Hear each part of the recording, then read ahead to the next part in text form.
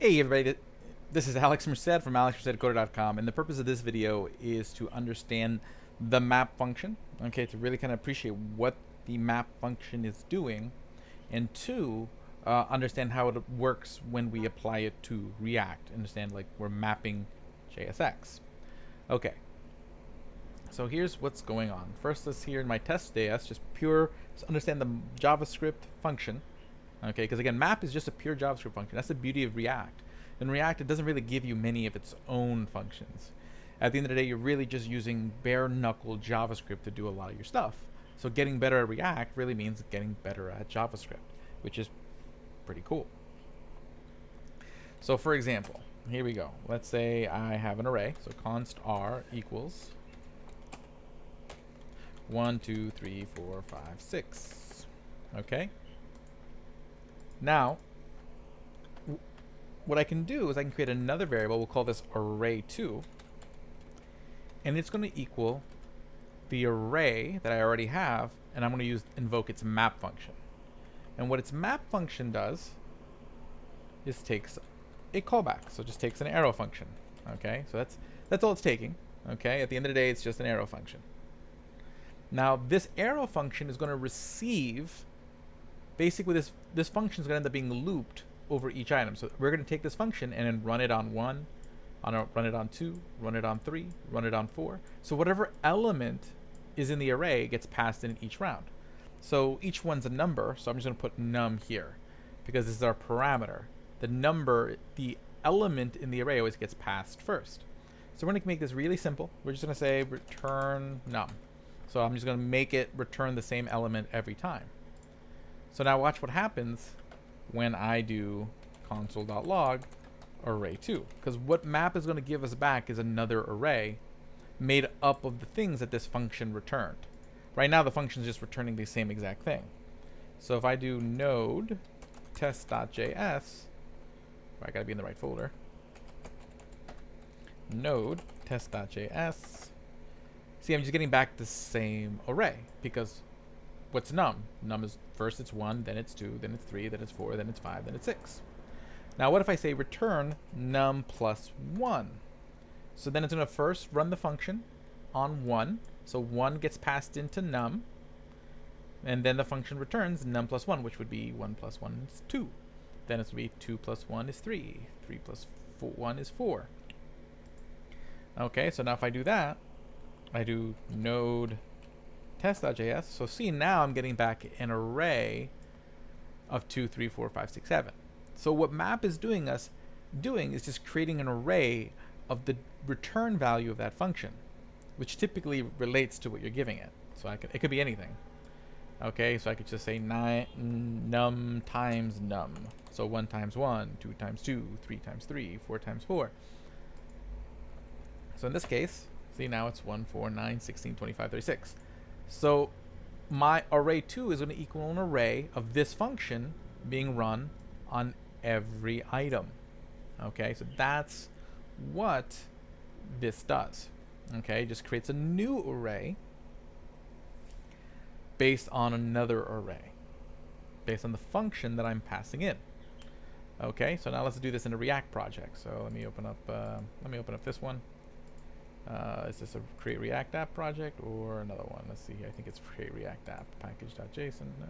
Do not allow package.json. npm start. So yes, so we're going to use npm start here. Okay. Cool. Just give me a second for that to compile. So again, this is just a basic create React app. So I go to my app component. I'm just going to delete all of it. Cool. Okay, all I'm going to have now is a UL component or a UL element in there. Okay, and let's create an array. So in my function, we'll define an array. Call it my array. Const my array. Const my array equals 1, 2, 3, 4, 5, 6.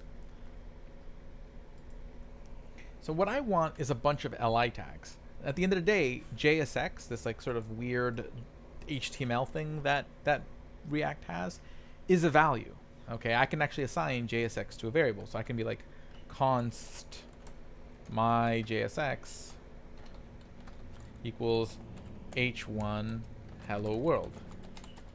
Okay, I can do that. So now here, what happens is I can type in, actually, let's do this above the UL. Right above here, I can be like my JSX. And now when I go to the browser, see, there's hello world. Okay.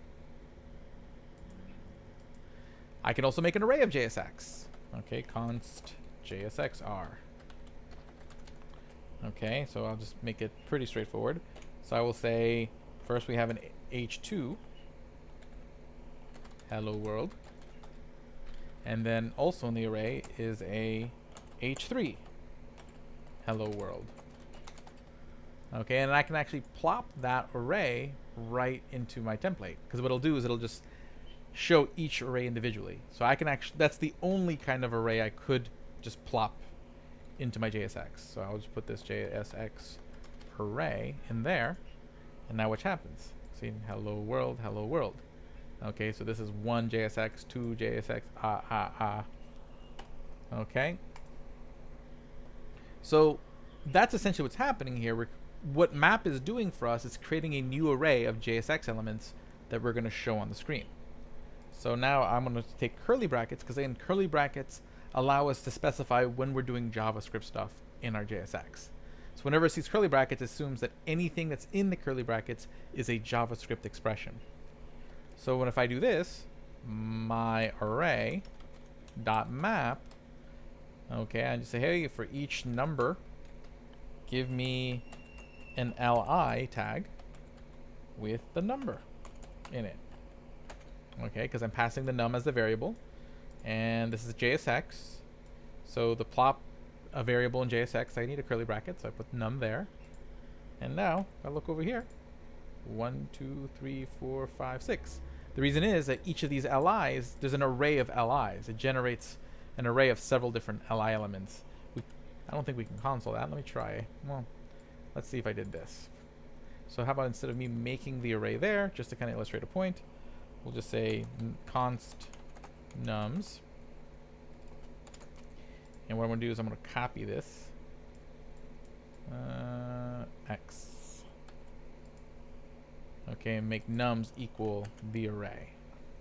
Okay, so basically I'm just making, instead of doing the array inside my main JSX, I'm creating a variable that has the array of JSX. That way I can console log it so we can see what we have in there. Console.log nums. Okay, and then we'll put nums in here, because again, that's just an array of JSX. So see, this remains unchanged, but let's take a look at our console. I said the console log it, so it should maybe be in there. So here's the array. And see, in each array, we see a JSX element. See, React element.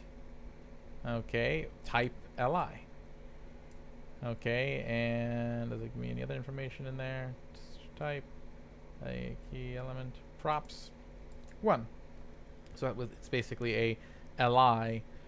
And this is technically what Babel does for us. Babel takes all that JSX you write in your React code and turns it into stuff that looks like this. Okay? Because that would be annoying if you had to type this out. That's the beauty of using Babel for your JSX and React. You don't actually have to type the true underlying React code. You get to write the nicer to write JSX, and then Babel translates that JSX into this real JavaScript that's actually doing all the work. These JavaScript objects that are being passed into functions in React and doing all that React magic. But at the end of the day, what is map doing for us? It's just creating a new array from an old array. All I'm saying is take this array of numbers, and for each number, give me an li with the number in it. And then that's what this is. So then when I place it here, all it's doing is just rendering all those elements one by one. So that's the map function and how the map function applies to React. My name is Alex Merced from alexmercedcoder.com. Have a great day and enjoy.